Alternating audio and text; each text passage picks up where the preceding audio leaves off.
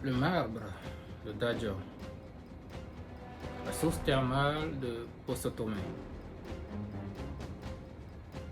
le calcaire de Lubulumbu, l'or de Perma et le fer à Koyawe. Avez-vous déjà eu vent de cette phrase?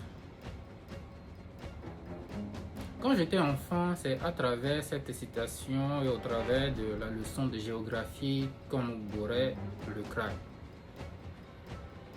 Plus tard, devenu adulte, je l'ai à mon tour enseigné à mes enfants, à mes écoliers. Mesdames, Mesdemoiselles et Messieurs, bienvenue sur Parlons Développement.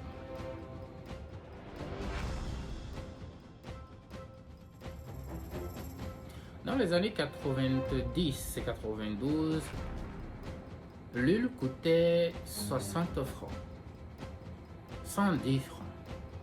On pouvait se procurer du poisson fumé avec 115 francs, 125 francs, parfois même moins. Je vous fais fi de tous les autres prix, de toutes les autres denrées alimentaires. Des décennies plus tard, aujourd'hui, les mêmes denrées coûtent 100 fois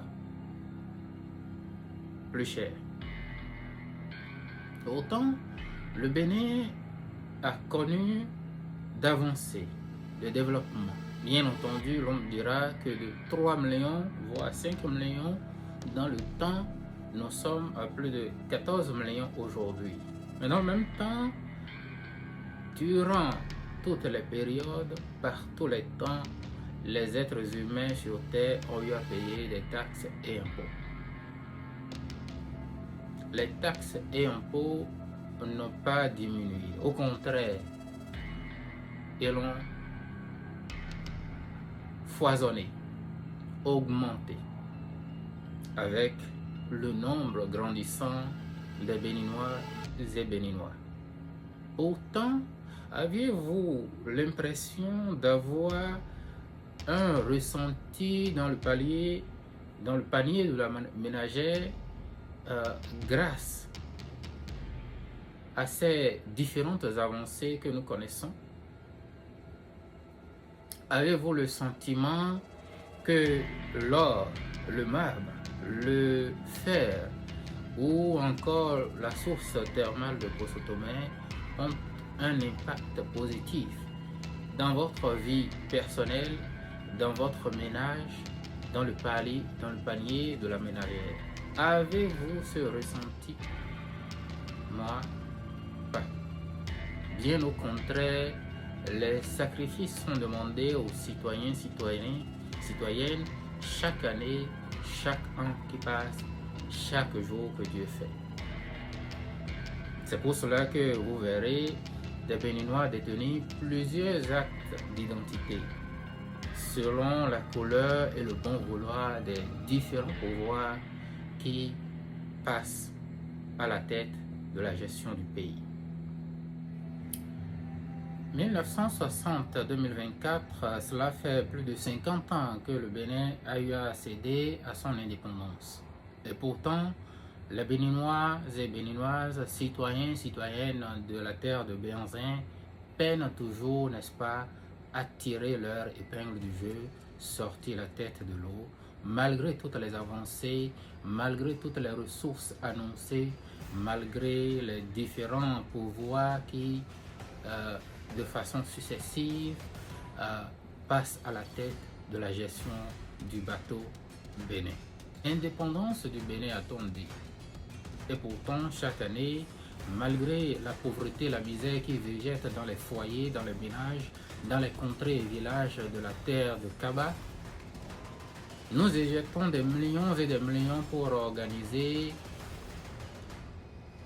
soi-disant, une symbolique fête d'accession du Bénin à l'indépendance. J'aurais aimé pour ma part que chaque année, l'on voit défiler, n'est-ce pas, le motif africain, le motif identitaire, n'est-ce pas, du Bénin, de la terre de Kondo, de la terre de Guézo.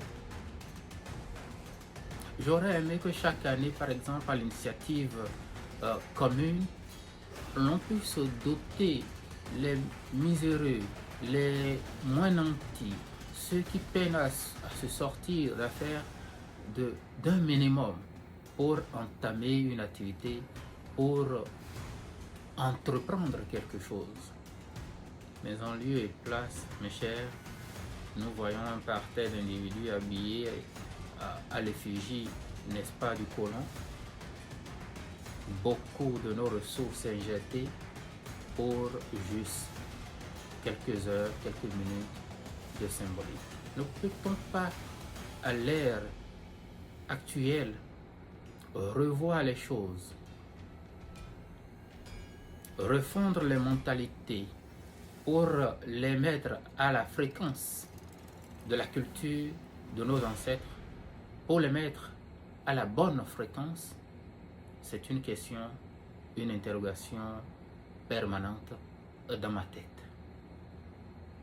Je suis toujours triste, même si heureux, de voir le même défilé, la même scène se produit encore et encore sur les terres d'Afrique, sur les terres de nos ancêtres, au Bénin, comme partout. Je pense, à mon humble avis, qu'il urge que nous repensions l'Afrique, que nous repensions le Bénin, que nous repensions l'orientation politique, idéologique que nous donnons, n'est-ce pas, à notre pays, gage,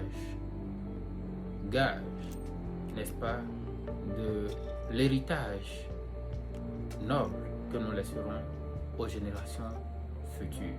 Je n'ai pas l'impression que le marbre, l'or, la source thermale, le fer et autres ressources minières du Bénin aient un impact véritablement concluant sur la vie de nos frères, de nos sœurs, de tous les Béninois.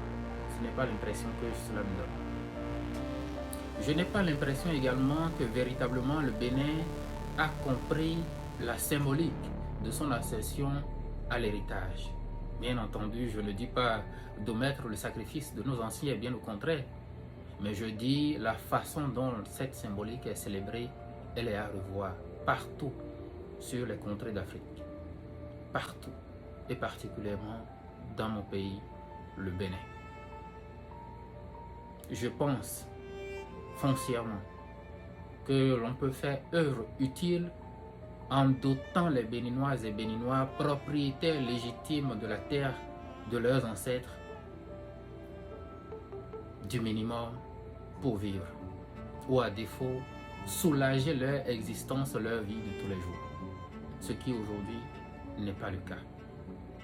J'ai comme l'impression que l'homme évolue, avance pour devenir de plus en plus stupide, idiot, bête.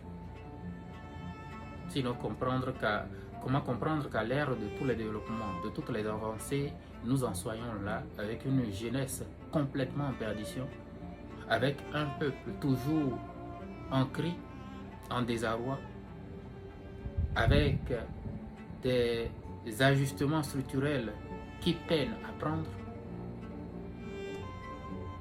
C'est une question, autant de questions, j'allais dire, que je me pose. Je voudrais donc inviter chacun et tous à s'asseoir, à prendre une pause chaque fois que c'est possible afin de revoir l'orientation idéologique et politique, économique, sociale que nous donnons au bateau Bénin.